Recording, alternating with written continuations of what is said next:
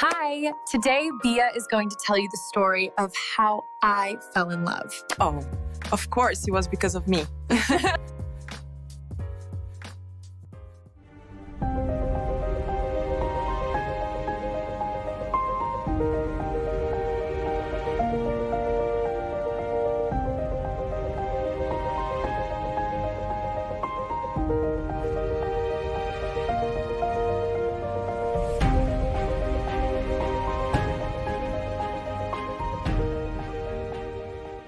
My name is Anna, I'm an astronomer. My life was about the silent vastness of the universe, about the mathematical beauty of distant galaxies. I lived in a remote observatory in the desert, and I preferred the company of the stars to that of people. I never expected a star to fall, literally, on my doorstep. She wasn't a real star. She was Diana, a Hollywood actress, whose luxury car broke down and who showed up at my door looking for help. And she was brighter than any galaxy I had ever seen. The doorbell rang, a strange sound in my world of silence. When I opened the door, the light from my porch illuminated a surreal sight, a stunning woman in a party dress and high heels, completely out of place in the desert dust. "I think my GPS was mistaken," she said, her voice a mix of panic and irony. It was Diana, the movie star I'd seen on magazine covers. She explained that her car had died miles away and my light was the only one she had seen for hours. Her world of glamour had collided with my world of solitude. I offered her a place to stay until dawn.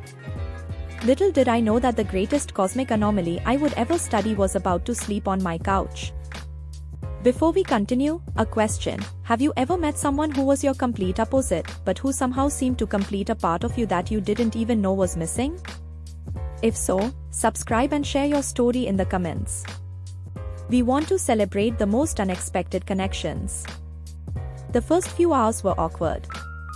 Diana paced back and forth in my small living room, frustrated by the lack of cell phone signal, while I tried to work. "How can you live here?" she asked. "It's so quiet." I smiled. That's the point. To break the ice, and maybe to prove that my world wasn't boring, I invited her to look through the main telescope. She hesitated, but curiosity won. I aimed the telescope at a distant nebula, a nursery of stars millions of light years away. "Wow!" she whispered, her eye pressed to the lens. For the first time, her movie star facade disappeared. I saw a vulnerability, a genuine wonder.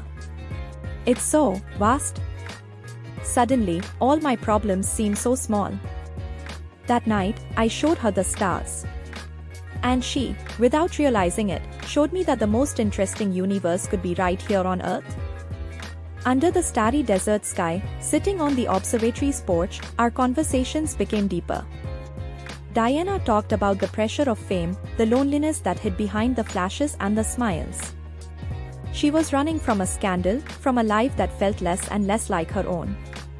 I, in turn, shared the reason for my chosen solitude, an old heartbreak that made me seek refuge in the predictability of celestial orbits. We discovered that, although our worlds were different, our hearts spoke the same language. The desert air grew cold, and she shivered in her thin dress.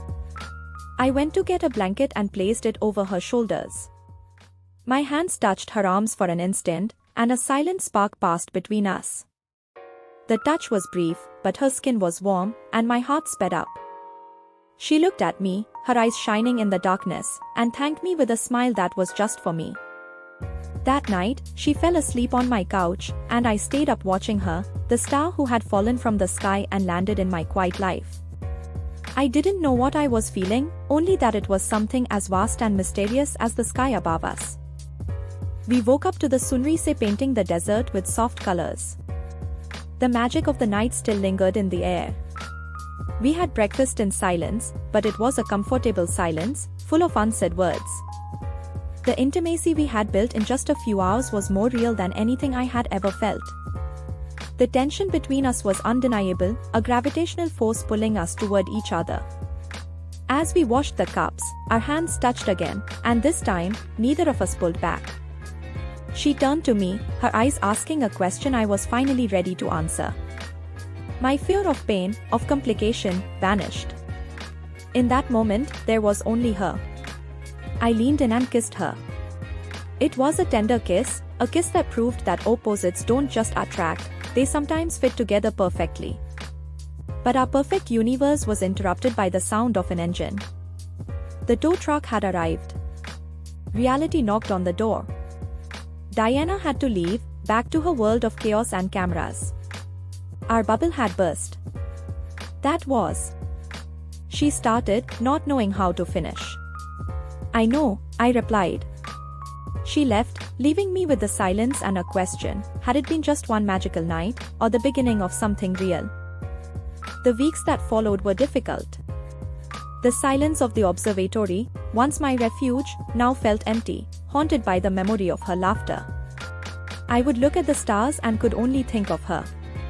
I tried to convince myself that it had just been a fantasy, a falling star that passed through my life.